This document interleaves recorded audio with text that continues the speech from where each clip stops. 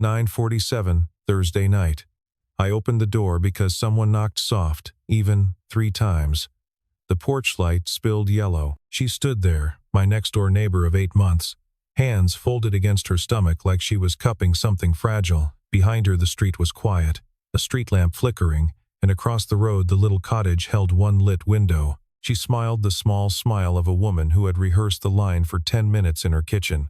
"Isaiah, I need a boyfriend by morning, just 8 hours." What happened next stopped me cold. I stood across the street for 10 minutes before I knocked. "My name is Isaiah Booker. I'm 36, and I live alone at 47 Willow Bend Lane in North Chattanooga. I work wood custom tables and chairs, cabinets, hardwood bookshelves. My shop is the garage behind the house. My father, Wallace Booker, taught me the trade. He passed 5 years ago and left me his chisels and one sentence I've never stopped hearing: the right thing gets done slow. I've been divorced 3 years. No kids. Camille and I tried for 2 years. Then we stopped trying. Then we stopped each other. She moved to Nashville. I stayed. Every night I close the shop at 9, walk out to the front porch, and sit 15 minutes listening to the street. That's my whole schedule. That's the whole thing. Neighbors used to ask me why I didn't get out more. I told them the truth. After Camille, quiet stopped feeling like loneliness and started feeling like a room I could finally breathe in. That was enough for a while. I told myself it would be enough for good. I was wrong about that, but I didn't know it yet. Delaney Whitfield moved into 45 Willow Bend, the house right up against mine, on a Saturday in March. She works pediatric occupational therapy at Erlanger Children's. Every so often a small former patient drops by her porch to say hello, and every one of them is smiling when they leave. I noticed that. She's 32, never married, quiet. I walked over the first week with a box of my mother's cornbread. She took it with both hands like she was handling something that might break. I remembered that longer than I meant to. 6 months ago, I built her a cedar bench for the front porch as a housewarming gift. Under the seat I carved a small Carolina wren. Bird carving on anything I give away is a habit I picked up from my father. I didn't tell her, and I didn't know. I wouldn't know for a long time that on her keychain there was already a wren just like it, 12 years old and worn soft. Some mornings while my coffee brewed, I'd see her open her door for a 7-year-old boy with a brace on his wrist, a former patient stopping by. She'd crouch to his eye level and nod at whatever he was showing her. She never ruffled his hair. Some evenings I'd sit on my porch, and she'd sit on hers, 7 meters apart, and neither of us would say a word, and it was never uncomfortable. 7 meters, in 8 months, she never once crossed them. A month ago, from her back garden, I heard her on the phone, voice pulled tight. "Mama, I'm 32, not 72. I didn't listen after that. Every mother in this country has said some version of that line. Across the road is the cottage where Miss Iona lives. She's 81 and sleeps with the TV on. That's the single lit window from the porch. The street lamp at Willow and Redcliffe has been flickering since summer because the city hasn't sent anyone to change the bulb. Camille called me about 2 months ago, asking how I was doing in that easy wandering way of hers. I ended the call after 4 minutes. She has never in her life just called to check in. Delaney had never mentioned an ex to me, not once in 8 months, but there was an afternoon I watched her open her mailbox, pull out a cream-colored envelope, read the return address, and tear it in half straight into the trash bin. She didn't turn her head to see if I was on my porch. I pretended I hadn't been. Tonight, when I opened the door, my hands were a little cold, and it wasn't the night air. For 8 months, she had never rung my bell. Tonight she had crossed those 7 meters, and she had added a pointless walk over to Miss Iona's front fence and back, as if she needed the detour to give herself permission to come this close. Cedar dust was still on my shirt, sawdust on my knuckles. The crickets were loud. Her porch light was on. Her kitchen light was on too, and her kettle might still have been going. If I had already known why she was really standing there, I might not have opened the door so fast, or maybe I would have opened it faster. At 10 that Thursday night I let her in. She sat at the kitchen table, not on the sofa. She kept her jacket on. She said the official reasons slowly, eyes on her cup. "Isaiah, my parents will be in this driveway at 8 tomorrow morning. They're driving up from Knoxville. My mother has called me every Sunday for 3 years, to ask the same question, when am I getting married? My sister Ruth is 30, 2 kids, I'm 32, living alone. To my mother, that's a crisis. To my father, that's a project to be solved. Last week, my father texted me that he'd set up a Sunday night dinner in Chattanooga with the son of a friend of his, an engineer, 35, divorced. My father didn't ask me. He scheduled it. Then he told me the man was a nice one this time, like there had been a lineup. She paused. If I don't have a boyfriend by tomorrow morning, I have a boyfriend by Sunday night, and my father picked him.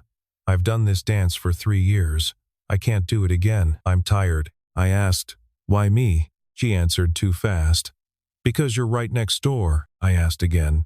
Is there anyone else? She was quiet for 3 seconds. There is. But I don't want anyone else. I noted it. I didn't push. Looking back, the version of me telling you this now, who already knows everything, I can tell you that when she set her keys down on the kitchen table, the small Carolina ran on the ring, hit the wood twice, tap tap. I didn't look closely that night. I only thought pretty bird. You, listening now, already have enough of the clues to put it together. I didn't yet. We wrote out a simple script. Dating 3 months. Met as neighbors, that part was easy, we already were. She hadn't told her mother yet because it was new and she wasn't sure. Delaney wrote it out on a small piece of paper in a steady hand. She asked me if I had any dietary restrictions so she could invent something consistent for her mother to feed us. I laughed. I eat everything except pickles. She smiled for the first time that night, a small smile, the kind of smile of a person who had forgotten they were smiling. There was a faint blur on her cheek that read like the mark of someone who had been sitting at her own kitchen table, crying for a long time before she came over. She said, "You don't have to be a good actor. You just have to not deny anything." I said, "Then I'll do the easy part. You take all the hard parts." Then, very quietly, "Aren't you going to ask me who I used to be engaged to?" I said, "If you want me to know, you'll tell me. Otherwise, my job is to stand next to you at 8 in the morning." She looked at me a beat longer than she needed to. Then she told me not everything, only enough. 4 years ago, she had been engaged to a man named Trevor. She broke it off 3.5 years ago. Trevor did not agree to her working night shifts at the hospital. He did not agree to her having male friends. He read her messages. He read her email. Toward the end, he had started reading over her shoulder when she wrote in her own journal. She said the last part very calmly. "I left Knoxville to put 180 kilometers between us. I thought that would be enough." I did not ask what thought would be enough meant. I just noted it. We rehearsed one more time before she went home. She wrote down my mother's name in case Diane asked. She wrote down where we had supposedly met, the Saturday farmers market on Main Street, because that was public enough to be checkable. Then she stood up, tucked the paper into her sleeve, and said goodnight without meeting my eyes. 7:58 the next morning. Her father's sedan pulled into the drive. Her father, Robert, got out first, built like a man who had played college football, and shook my hand hard, the way a father tests the strength of a story. Her mother, Diane, looked me up and down for 3 seconds and then smiled. I took Robert's hand with both of mine, called him sir, called Diane ma'am. Delaney stood next to me, arms folded across her stomach, exactly the way she had stood at my front door the night before. I made the coffee. Delaney warmed the cornbread. Robert asked what I did. I told him about the shop, the current orders, the cedar bench I had built for Delaney's porch 6 months back. Robert grunted, the sound a father makes when he is measuring you. Then he said something I still remember. "You work with your hands. I like seeing scars on a man's hands." He held his up for me, a long white line down his index finger. Bandsaw, 20 years ago. I held mine up, a scar across the back of my left hand. A chisel that slipped when I was 22. We laughed. Robert asked how long I'd had my own shop, and I told him 9 years. He asked what I paid in rent. I told him I owned the garage outright. He looked at Diane and grunted once more, softer this time. Delaney watched me across the table with something in her eyes I couldn't quite read at the time. Diane asked me straight, "Isaiah, honey, how long?" I gave the scripted line. 3 months, ma'am," she hummed. 3 months and I haven't heard?" Delaney answered for me. "Because you were pushing me so hard, I wanted to be sure first." Diane went quiet. She looked at Delaney for a long moment, the look of a mother rereading her own daughter. Then she said, in the voice of a woman who had been carrying the sentence a while. "All right, I hear you." After breakfast, Robert stepped out to the porch and made a phone call. I couldn't hear what he said. When he came back in, he told Delaney, "I canceled Sunday night. You said what you said. I heard you." Delaney let out a breath, the kind of breath she'd been holding for 8 months, or 4 years, or 12. Then Diane noticed the shop sign on my side. She asked, "Booker, is that the same Booker family who taught woodworking at Cedar Community Center? Wallace Booker?" I nodded. She said, "Delaney took a class there when she was 20. She just lost her brother. It was the only place we could get her out of the house for 6 weeks. Delaney dropped her spoon. I bent to pick it up. I thought nothing of it at the time." Robert looked at Delaney's keys on the table. "Pretty bird. You make it?" he was asking me. I shook my head. "No, sir." Robert grunted again. He didn't ask twice. That evening we went over to Ruth's for dinner. 2 small kids, warm house, no conflict. Ruth watched me the whole meal with the careful attention of a younger sister deciding whether to trust a man on her sister's behalf. When we left, she hugged Delaney a long time in the driveway and told me quietly, "She likes you. That's rare." When we came back to my porch, Delaney kicked her shoes off and sat down on the top step. She didn't come inside. "Thank you. Everything went fine." I sat down a respectful distance from her. The moon rose behind the willows. She said, not looking at me, "Isaiah, there's something I owe you.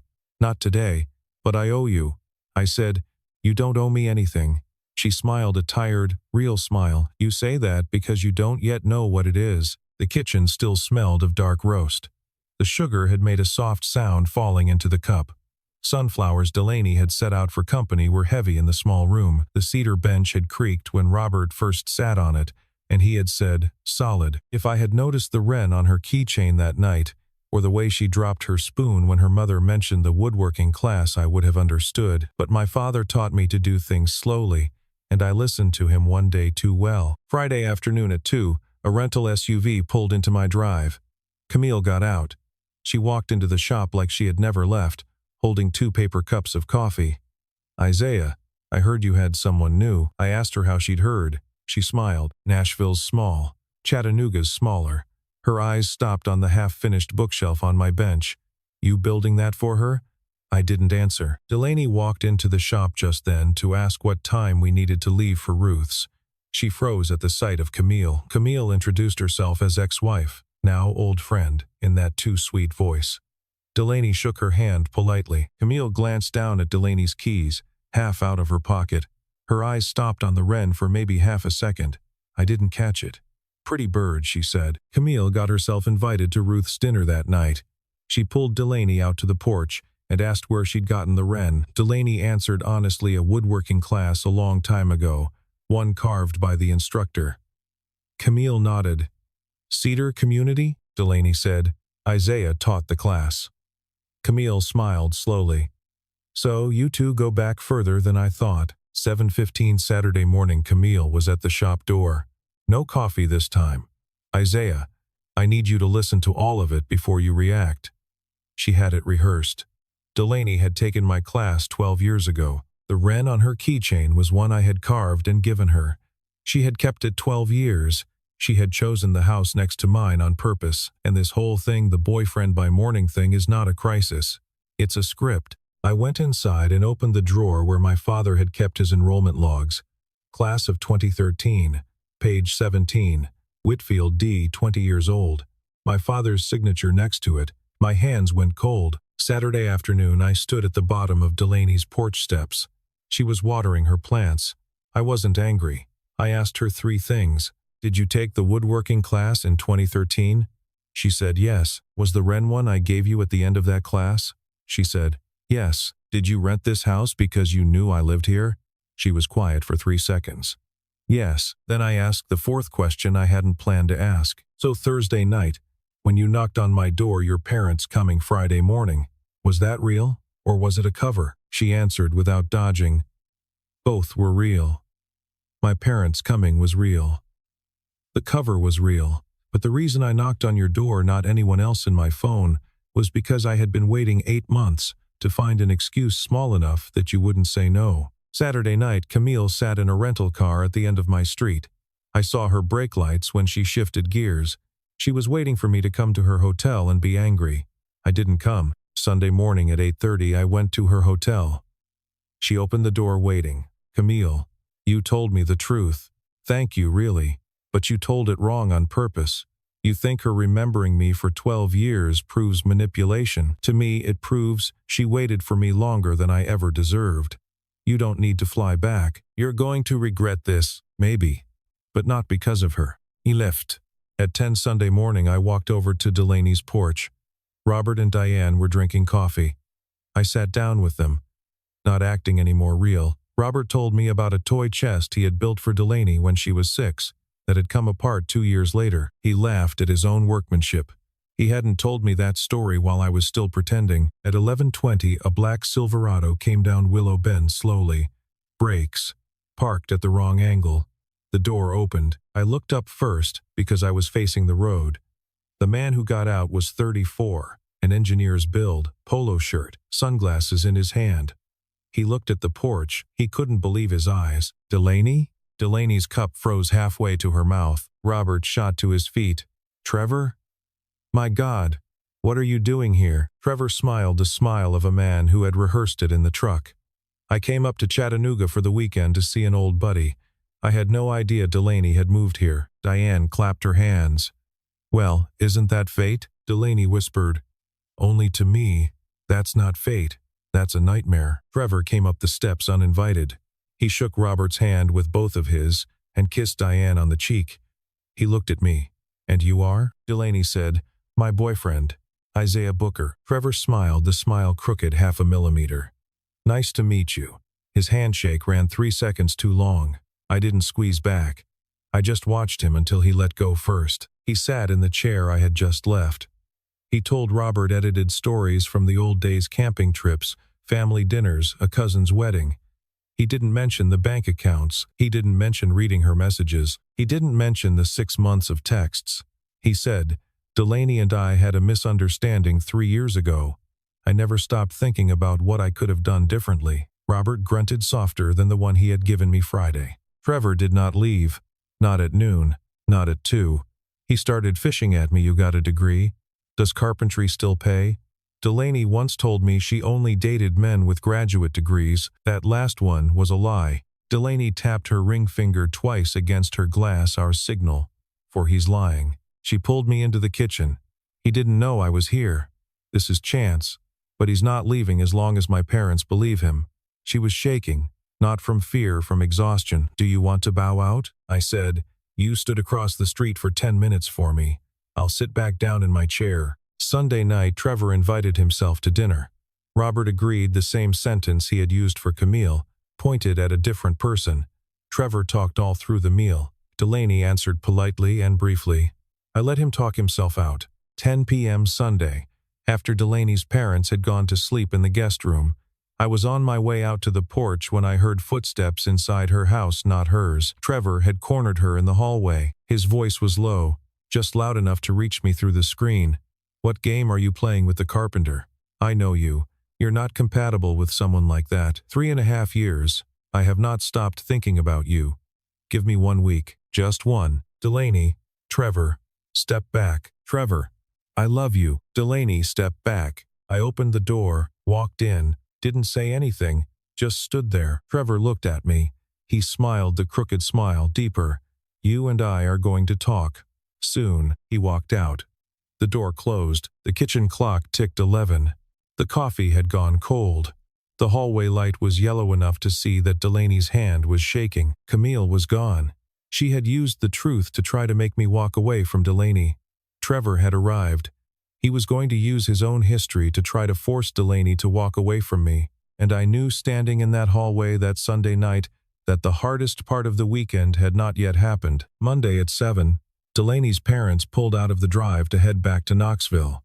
Trevor happened to be leaving the same morning. He had spent the night at a hotel down the road. Robert shook Trevor's hand longer than he had shaken mine. Delaney stood next to me on her porch with her hand around my wrist. Diane kissed her on the cheek and whispered something I couldn't hear.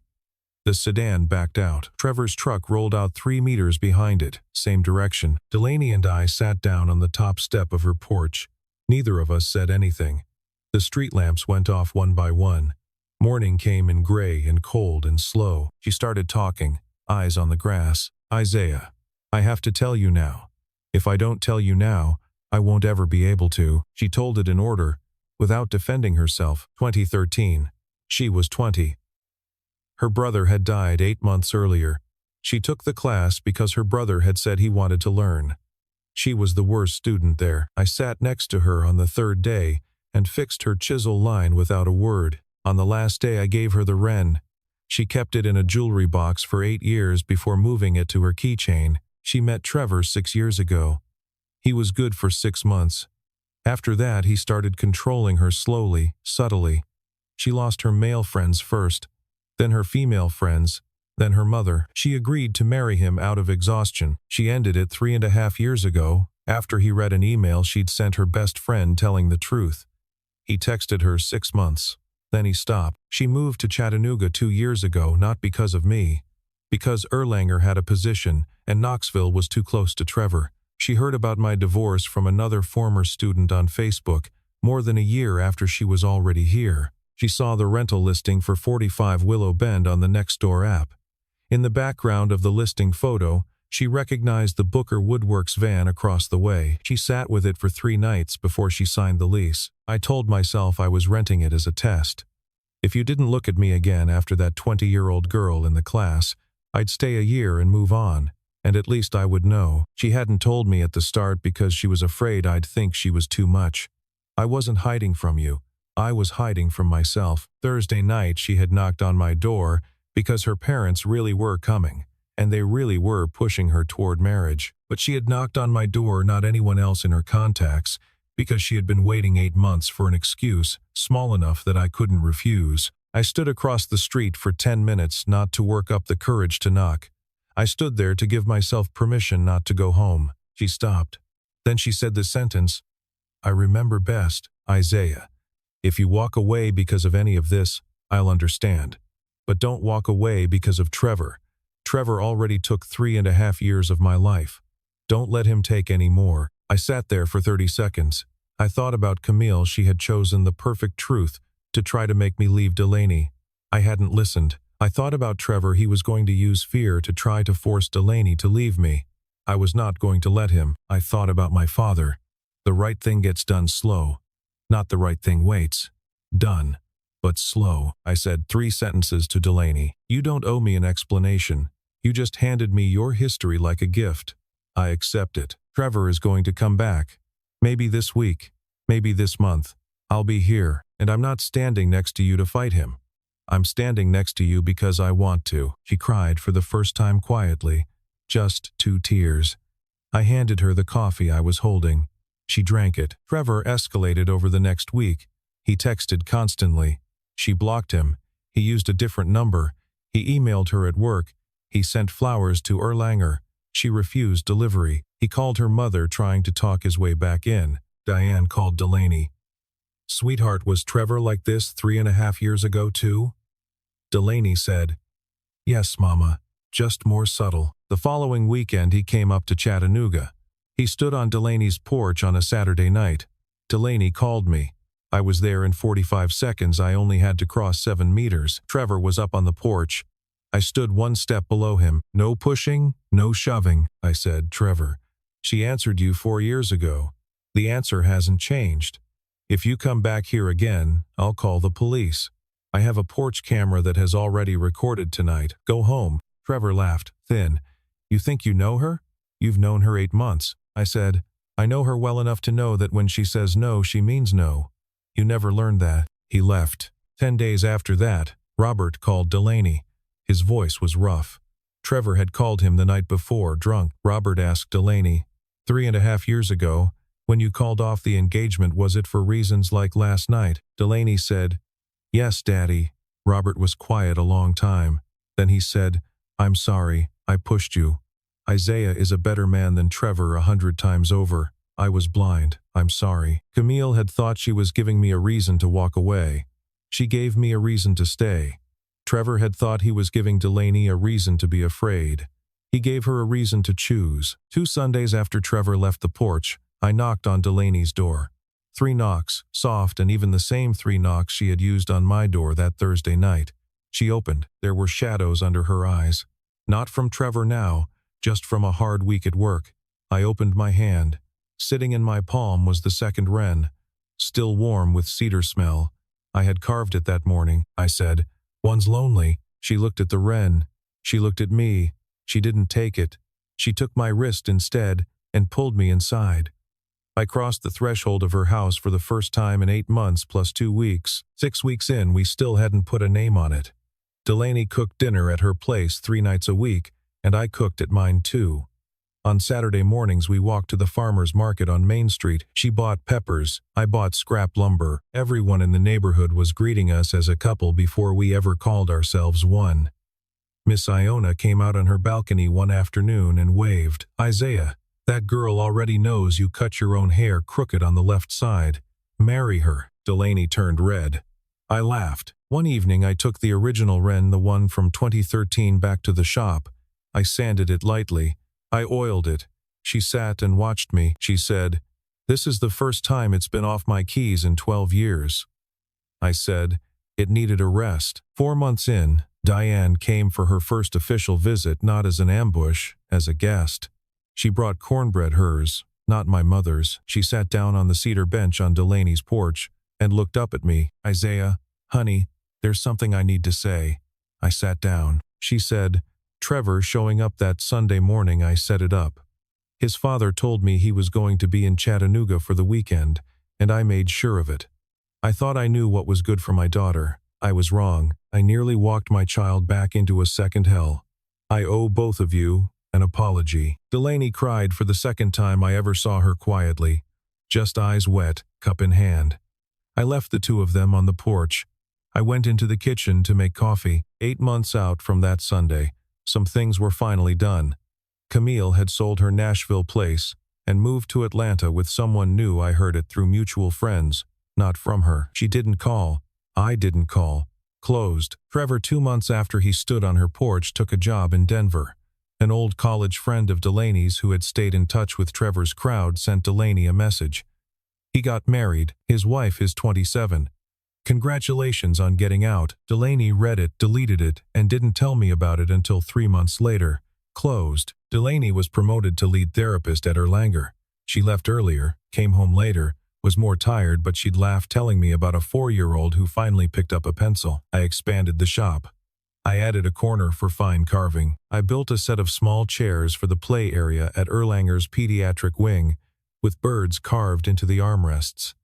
I didn't charge. Robert drove up to Chattanooga twice in those 8 months. On the second visit, he brought a set of his own father's old chisels. His father had been a machinist. He handed them to me. "I think you should have these." I took them with both hands. I didn't say anything. April. We sat on the same cedar bench I had built her 11 months earlier, the bench that started all of this. Her head rested on my shoulder. I held her hand. In my jacket pocket was a small wooden box, not velvet. No kneeling, no proposal. I took it out. I set it on her knee. She opened it. Inside was a simple silver ring on a bed of cedar shavings, and beside the ring, 2 carved Carolina wrens, sitting close together like they were sharing a branch. I said, "This isn't a question. This is where I stand. When you see yourself standing in the same place, you tell me. No hurry." She closed the box and held it in her hand. "Isaiah, I've been standing right here for 12 years. I was just waiting for you to know where here was." She put the ring on. No ceremony, just on. I sat on the porch late that night after she had gone to sleep. I took the original wren from the small box, where she had let me keep it 3 months earlier. I set it next to the second wren I had carved the previous summer. Same carving style, 12 years apart. My father had been gone 5 years. I still heard him. The right thing gets done slow. I had been slower than he would have wanted. But I had arrived. Not all of it was easy. Diane met my mother once, and the 2 of them didn't get along, both stubborn, both certain of everything, and Delaney and I laughed about it. Delaney had one hard night about 6 months in, when she was sure Trevor was going to come back. I sat up with her until sunrise. mostly not talking, mostly just listening. Trevor didn't come back, but the fear needed time to leave. We gave it time. Some nights she'd sit on the porch, and I'd sit next to her, and neither of us would say a word for half an hour, and that was fine. Some nights, she'd tell me about a patient who'd finally spoken a full sentence after 2 years of silent therapy, and her whole face would light up in a way I never got tired of watching. Some Sundays we drove out to Lookout Mountain for no reason at all, and she'd fall asleep in the passenger seat on the way home. The shop smelled of fresh cedar shavings at 7 in the evening.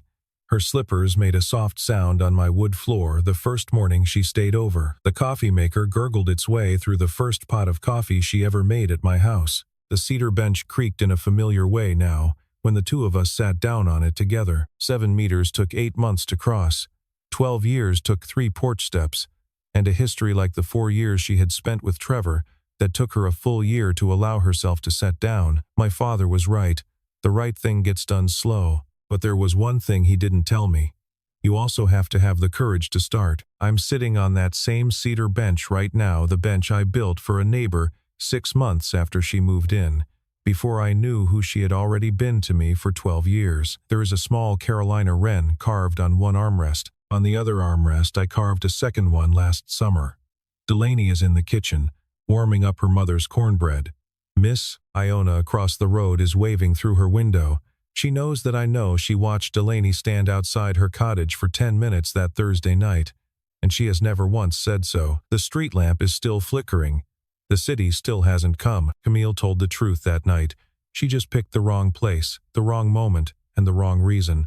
Trevor said I love you in a hallway that Sunday night. He also picked the wrong place, the wrong moment, and the wrong reason. Truth and love, neither of them belongs to the loudest voice in the room. They belong to the person who knows where to put them. Delaney had loved me 12 years before I knew her name. She chose the house next door on purpose. She used a real reason, parents pushing marriage, to cover another real reason. None of it was manipulation. That was the kind of courage I did not have for the 3 years after my divorce. Some people rehearse one sentence in their kitchen for 10 minutes, stand across the street for another 10, and knock on your door 3 soft, even times. And that is the longest love confession you have ever heard. You just don't know how to hear it. If any of this reached you tonight, hit like so I know you walked the last step of the porch with me. Subscribe so you don't miss the next 9:47 Thursday night. And in the comments, would you open the door, or would you make her stand across the street for another 10 minutes? I read everyone.